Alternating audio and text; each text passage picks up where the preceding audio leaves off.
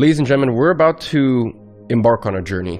You know when you go to science museums and you see kind of like the evolution of dinosaurs, or like kind of really just the evolution of everything, and you like going back, it all makes sense, right?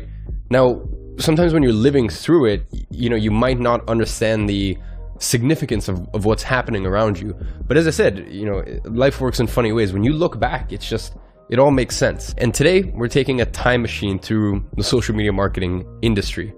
And we're going to see how, looking back, how it all makes sense and how really this industry was molded. And, you know, by the time that I really kind of came in and, you know, started sharing what I was doing and kind of my philosophy around it, you know, everyone has different opinions on the best way to run an agency, et cetera, et cetera. But, you know, when I really started to make my imprint on the industry in 2018, how over the last 3 years, things have really started to change, and just get a high level view of the old archaic thinking when it comes to agencies, the more modern relevant version, but that's still dated. And you never want to be that person. You always want to be ahead of the curve. And in today's module, I'm going to go ahead and give that to you. So no further ado, let's get straight into it.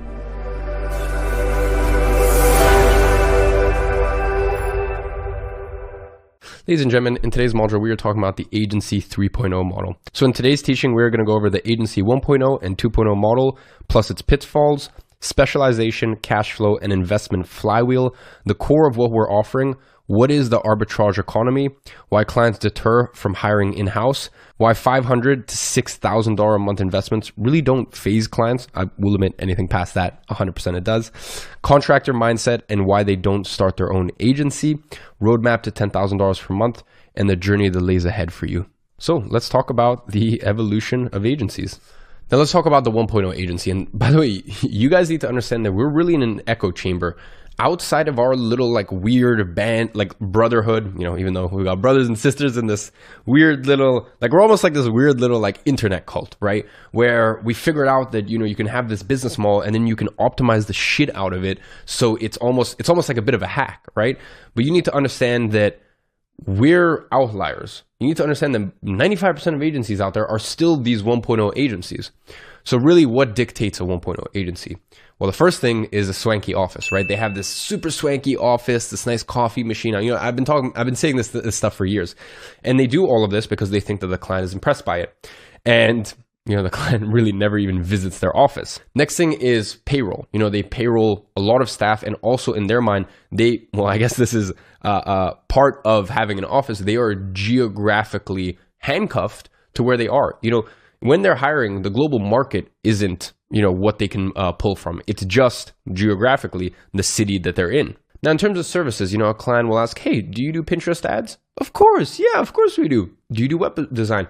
We got you covered. You know, they think that you want to cast your net as wide as possible. So that way you can get as many clients and, you know, as many different services and as many different niches. And going on this point about niches, in their mind, because they're a full service agency, and I think this has a lot to do as well, because when your expenses are that high, you're stressed out. You know, in our model, I'm going to be honest, if we go 3 months without signing a client, you know, yes, it kind of stings or it kind of hurts, but it's not a matter of like, hey, if we don't sign a client, like we can't keep the lights on. And for a lot of 1.0 agencies, that's the case. Now, in terms of margins, you can expect a 3 to 15% margin. And like you heard me correct, like I'm not joking here, right? You can, and by the way, you know, I've spoken to my accountant about this a lot, you know, because he's asked me, and the firm has asked me, like, how your margins are so high and you have an advertising agency. And this is back in 2018. I think now it's a little bit more normal. And I was like, well, I run it this way. And, you know, in terms of my hiring pool, you know, my team is based here and there. And they're like, and I asked them just out of curiosity, like, what, you know, when it comes to your agency clients, you know, clients of theirs that have web design agencies, graphic design agencies, ad agencies, whatever it may be, like, what sort of margins are you seeing? And they literally told me 5 to 15%. And I've talked to other actual agency owners and you know, traditional ones, and they've said as low as 1 or 2% before. Like it's insane. Like it's literally insane. The good thing is that this is a dying breed. I mean, COVID really shook these agencies out of the market. And in all fairness, of course, it's terrible what happened with COVID. But for me, I look at businesses that weren't ready for COVID, and I'm like, what did you expect? Right? Like, honestly, what did you expect? But even with that whole ordeal, I will say that I'm serious, majority of agencies out there still follow this 1.0 model. Now, the 2.0 agency model is, in my opinion, was birthed in early 2016, primarily by Ty Lopez. Knowledge. I'll say anyone who is here today has a lot to thank for him. And even me, I'm very grateful for him because it's funny because while that whole thing was going on, I didn't know about SMMA or agency or this, that until probably mid 2017 when I signed my first client of August 2016. For me, it wasn't like I have an SMMA or I have an agency. It was like I'm delivering a service to a client and there's a certain amount of deliverables and they're paying me monthly. It was just that's it. For me, it was about as complex as, when I was personal training my friends' parents and they were paying me per session, or when I was doing video jobs, it was that same concept, except it was a monthly commitment. That's really the extent of what it was for me. But really what Ty did was he opened people's eyes to the fact that hey, you can start a service-based business. And if you're going to start a service-based business, you might as well go for high-ticket clients. And then if we're talking about high-ticket clients, who are the most high-ticket clients? Businesses. And then what is the thing that's most important to businesses? It's getting more leads, getting more customers. So really what it is just going up the pecking order and going, hey, if I'm going to spend my time on something and I'm going to deliver a service to someone, let me find people who can afford it. And then also let me deliver the thing that's most valuable to them, right? So I don't care what anyone says. Everyone in here have a lot to be grateful to Ty about. Now, bless him, Ty is a very smart businessman. I just, I don't think his, really his heart is in it. Obviously, he's never really been in the trenches and run an agency himself. And there's nothing wrong with that. As I said, he brought so many people's awareness to it.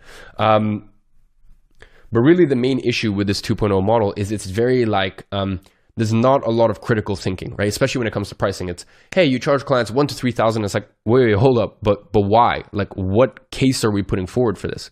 And then worse, it was that, there was multiple packages that you offer and, you can work with multiple niches.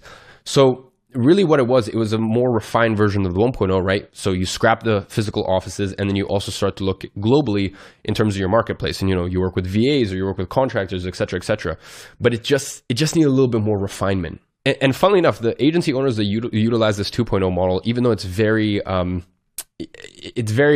immature in a lot of ways, as I said, there needs to be a little bit more critical thinking about some of the systems in the business.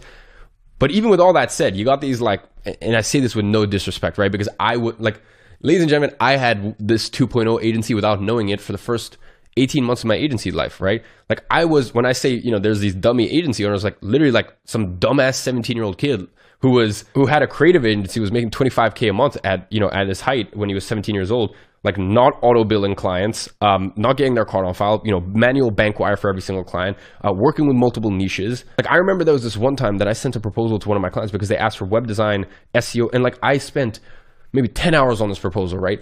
And looking back, I'm just why?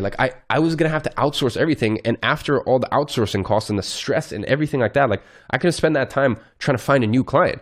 So anyways, my point is when I say, these dummy agency owners, I'm referring to even myself right back then, right? And I'm poking fun at myself. So the hilarious thing is you get these really veteran, because here's the thing, to have a 1.0 agency where you have physical office, you have payroll, you need to be a pretty smart entrepreneur because you need to have the ability to sign clients and be at a decent level in terms of entrepreneurship, because you need to have enough revenue to support those expenses. Whereas with a 2.0 model, you could just come in and just sign a couple clients and just be a bit of with me, just no thinking as to why I'm pricing my clients, back in 2017, the way that I was. And you can just be a little bit of a dummy like I was and not have any critical thinking. And you'd still make more profit than these 1.0 agency owners. So that's why I'm saying there's so much to be grateful for that 2.0 agency model. And really what that 2.0 model did was it took the baton from the 1.0, right? And it got it from here to here, but there was still such a distance. And that's really where this 3.0 model comes in. So ladies and gentlemen, let's talk about the 3.0 agency model. So really what we're doing is we're merging both of the positive aspects of both models, right? With the 1.0 model, the thing that's incredible is company culture, right? Company culture and actually building something tangible, right? Not just a party trick. So you've got the company culture, the strong brand, the vision and the structure that comes from a 1.0 agency. And then you've got the leanness of the 2.0 model. And really the mission of the 3.0 model is very simple. Pick one niche, one service, and aim to be the best at that. It's as simple as that. And a few key principles is you always do what's best for the client. You never have an office and you always keep things lean. Revenue is a vanity metric. We only focus on profit just as long as it is not at the expense of the client experience. You spend your most productive hours on outreach or lead flow. And that's where 70% of your attention and focus goes. And the only really two objectives you have here is get clients amazing results and build your cash reserves. Not make money, not make revenue, but build your cash reserves. Now, ladies and gentlemen, this is available for download right below this video. And this is the 3.0 agency principles. As I said, you only have two objectives: get great client results and build your cash reserves. You spend most of your productive hours on outreach and 70% of your time focused there. You're a prospecting machine. And as I said, you always do what is best for the client. Now, really the name of the game here is specialization, cash flow, and simplicity.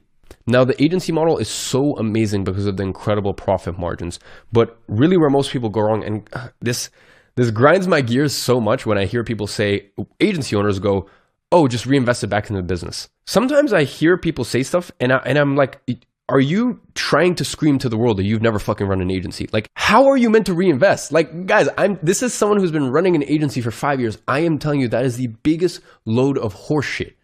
Because especially, right? And here's the thing, once you're getting up to like 10K a month or something like that, right? You can invest in a new computer. You can invest in team, right? Especially once you hire that first employee. And as I said, this doesn't need to be someone with a $10,000 a month salary. I'm going to show you guys how to hire incredible talent full-time for $1,500 a month, $2,000 a month, $2,500 a month. And these people are so grateful because they're actually getting a 100% pay rise from what they're already doing when you start looking at the global market. And there's no one else on earth who knows the global market of contractors in the internet marketing space as well as I do. So I know all the prices in all the countries and what to look out for. I'm going to share all of that with you. So, you know, yes, of course, there's a couple things that you can invest in. But when you get to my stage in an agency, we're making 150K a month profit. Like, what do you want me to invest in? Like, we get 80% of our clients through ads, but like, apart from that, what else do you want me to invest in, right? So it's even at like, once you're at 20, 30K. So the biggest issue I see in this industry is people don't realize, ladies and gentlemen, here's what I really need you to get through your head. Until you talk about, and there are further paradigms, and you know, there's actually an agency 4.0 model, which I'll talk about in just a little bit. And that's kind of the stage where I'm at right now, where really I'm a private equity / agency incubator. And by 2025, all the clients we have at the agency, I will have equity in. We will not work with clients unless we have equity in that. And that's how you get to $500,000 a month or $1 million a month with your agency, right? But until you get to that point, there's actually a step before that. And that's getting to the point where you take 70% of your agency profits every single month and you invest it. Ladies and gentlemen, I have made an equal amount of money from my investments as I have from my agency. Ladies and gentlemen, an agency is not there to sell. Now, eventually, later down the line, maybe you can sell it, right? And maybe you can prepare it to sell it. But the real benefit, like you need to, you know, as I said, like it's funny for me when I see these other agency owners, I'm like, you're quite clearly very unself-aware because you don't know what this business is for. I've always known what this business is for. This business is not the thing that on my deathbed, I'm going to go, oh, wow, like I'm so happy like I managed to serve all those clients. Of course, it's rewarding to me to see what we're able to do for our clients' businesses. But for me, this business is the thing that retired my mom. This thing is the thing that lets me live in the house I live in, buy the watches I buy, go on the holidays that I buy, right? Like it's the thing that lets me extract 30% a month from it and enjoy my life. And then the other 70% goes into investments. And that's the reason why I don't ever need to work again. That's the reason why at the age of 21, I've got 10 million net after tax. So I'm done. Like I won this game. And even if I really stop going hard with entrepreneurship, I know that in no matter what, my agency will always make me $1 million in profit. So what that means is I can always just live off of 300 to 400K with that. And by the way, if those, 300, 400K sounds like a lot, look, I have a very good investment portfolio. I've been very smart with my money. So 400K really isn't an issue. And even with that much in spending, every year I can add an extra 600 to 700K into my investment portfolio. And at a 10% yield, which I know some people are like, oh, you can't get 10%. Well, I have done far, far better than that. And it's not just from one investment. I have 4 different asset classes that I invest in, and not your traditional ones, not stocks, not real estate, although I will be getting into that very shortly, but sure as hell not getting into real estate in the US or the UK. Like that's not a game you want to play.